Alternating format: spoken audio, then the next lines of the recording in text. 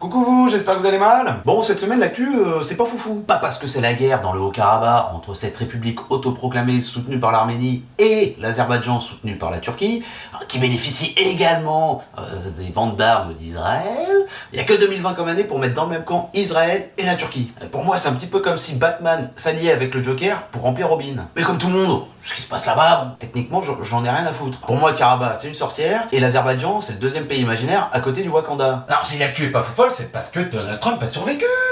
Il est increvable le bordel, hein. Pire qu'un morbac. Et je suis pas du genre à souhaiter la mort des gens, hein.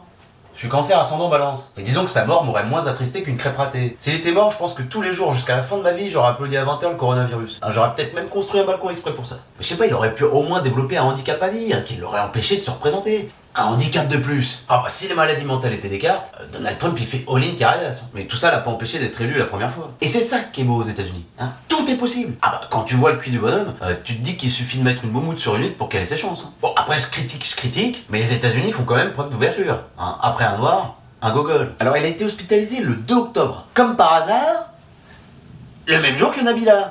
De là à y voir une intervention divine, je ne sais pas, mais je propose au moins qu'on en fasse un jour férié. Ouais, je sais, cette information était pas très utile, mais Nabila et Donald Trump non plus. Il a donc été testé positif au coronavirus. Wouh! What a surprise! Ah ben forcément, tu sais, le mec, il serre les paluches de tout le monde, il met pas de masque, il respecte pas les gestes barrières, et à un moment, à force de faire malin, comme disait un grand philosophe, eh ben la roue tourne à tourner, hein. Non mais tu peux pas partouzer pendant 8 mois sans capote avec des prostituées qui ont le sida, et revenir juste avec un numéro.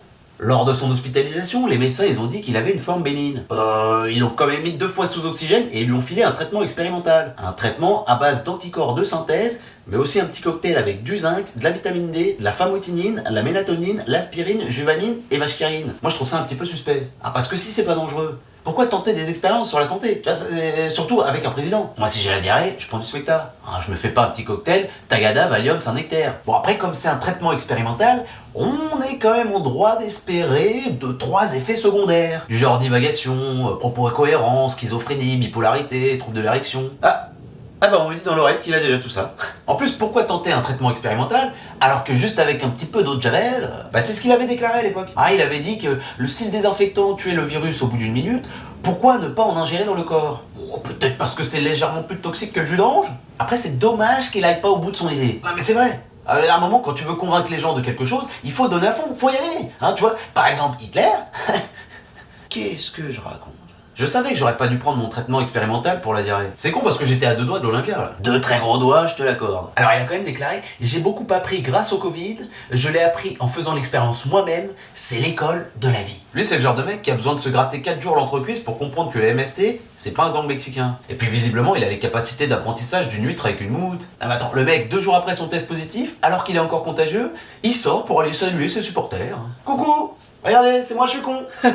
Oui, je suis un sacré blaireau. Allez, profitez-en bien, vous allez pas voir un aussi gros gogol de sitôt, hein. Honnêtement, je pense que si Donald Trump décède, faut filer au Covid le prix Nobel de la paix. Allez, bonne semaine de merde à tous.